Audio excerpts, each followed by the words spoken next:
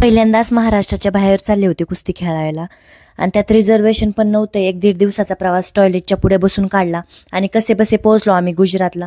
त्यावेळेस mat shoes पण नव्हते माझ्याकडे घालायला.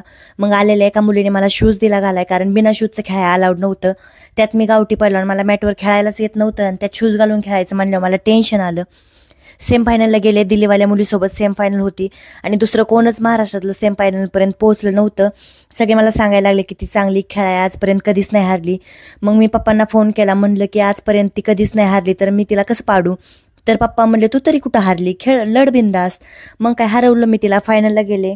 हरियाणावाल्या मुलीसोबत कुस्ती झाली आणि तिने मला हरवलं, कारण एजने आणि वजनाने पण आणि अनुभवाने पण ती माझ्यापेक्षा मोठीच होती. थोडक्यात मी हारले.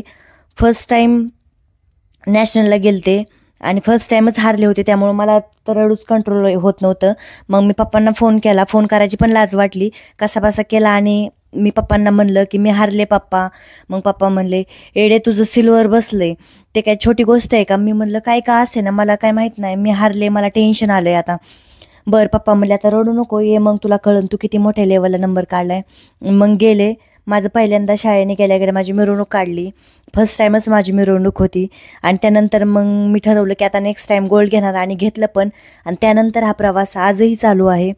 गोल्ड मेडल तुम्ही गरीब आहात का श्रीमंत हे बघत नाही, तुमचं कष्ट किती जास्त आहे हे बघून तुमच्या गळात येतं. त्यामुळं कष्ट करत राहायचा. आज नाही पण एक दिवस मी यशस्वी होणार हे मनात ठेवायचं आणि आपल्या देहाकडे वाटचाल चालू ठेवायची. Thank you for watching. बाय.